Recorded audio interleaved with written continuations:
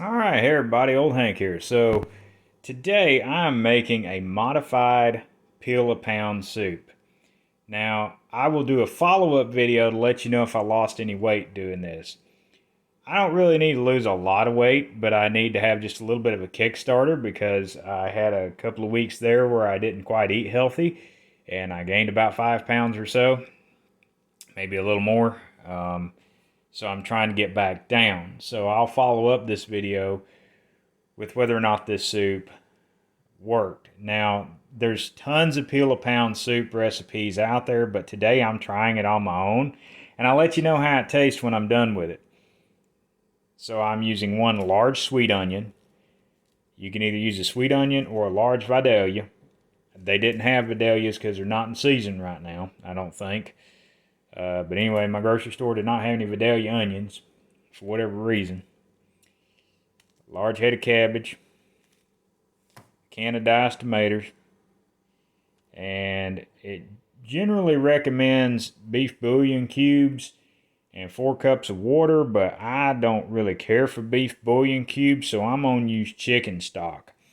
And I've got a large pot. Yes, I have a hot plate on a gas stove. There's a reason, but anyway, I got a large pot to put all this in.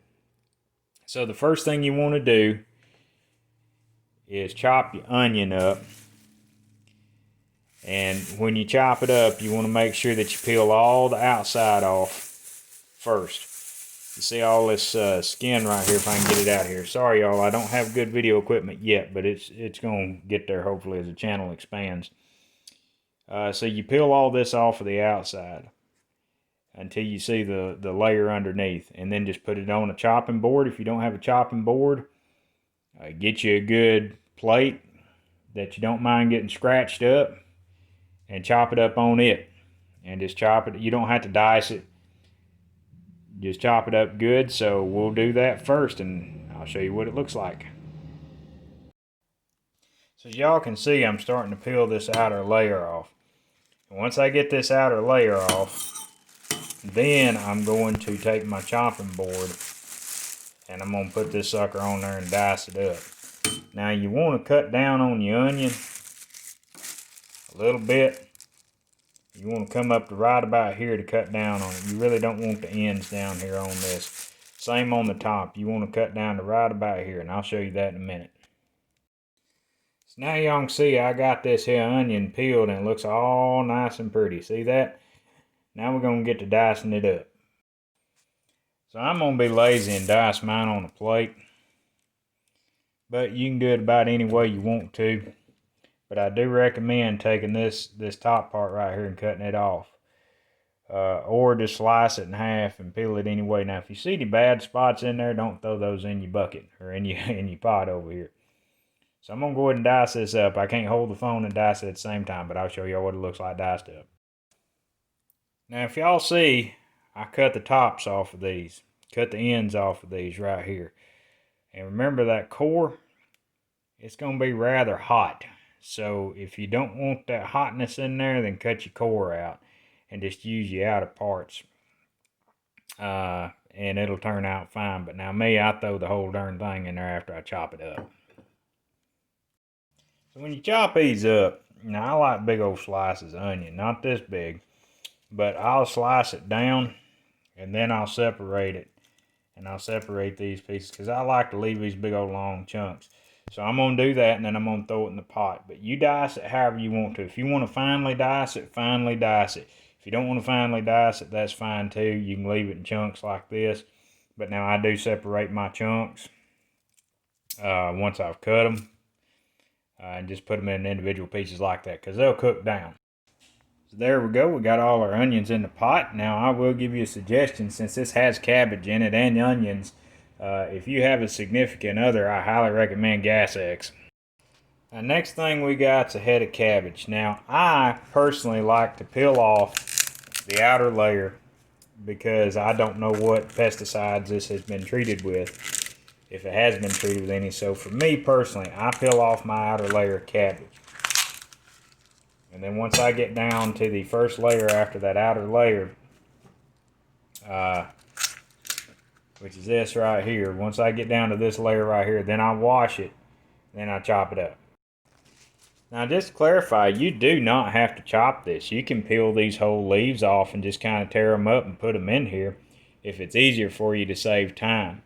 Or you can dice it up and make little thin pieces of cabbage. But I'm going to chop mine up and then chunk it in there. Now when you get down to the stem here, just go ahead and cut your cabbage stem off down at the bottom.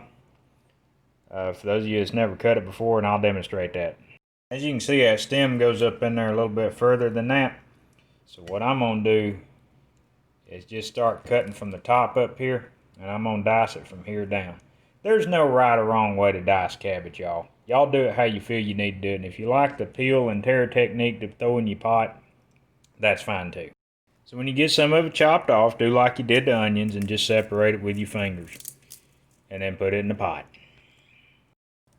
So I used everything but the stop. That right there is just a little too tough for my taste, so I'm throwing that out. So here's what it looks like in the pot. And once you get your ingredients in there, you can take your fingers if you want to and mix them onions around in there. You don't have to. You can wait until it starts cooking, or you can bring some of them up to the top. Just be sure while it's cooking that you are stirring it. So now the last two things I'm going to put in is this can of diced maters and some of this here chicken broth. So we got our maters in there now.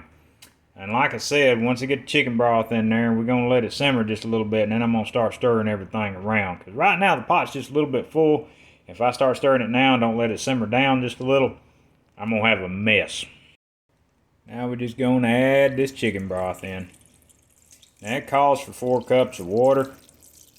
But I think between the diced tomatoes and the chicken broth, there'll probably be enough in here. If there's not, we'll just add water to it later. Nothing wrong with that. But we're just going to go ahead and put this in here and get the heat going and let it start simmering.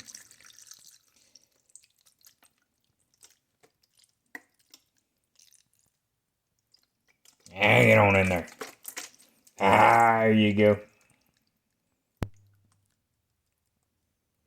That's what I'm talking about. Now I'm going to go ahead right now and just start off, not to the max, but a little bit beyond, about halfway on your burner. Just turn it about halfway.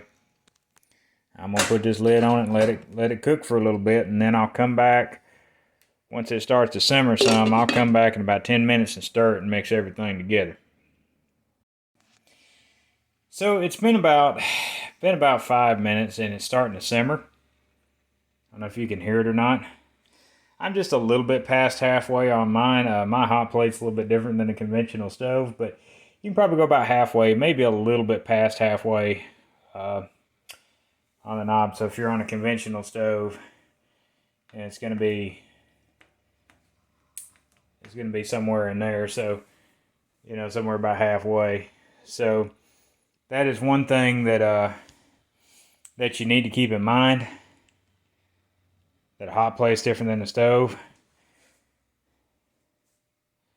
So let's go ahead and get a spoon and let's stir this bad boy.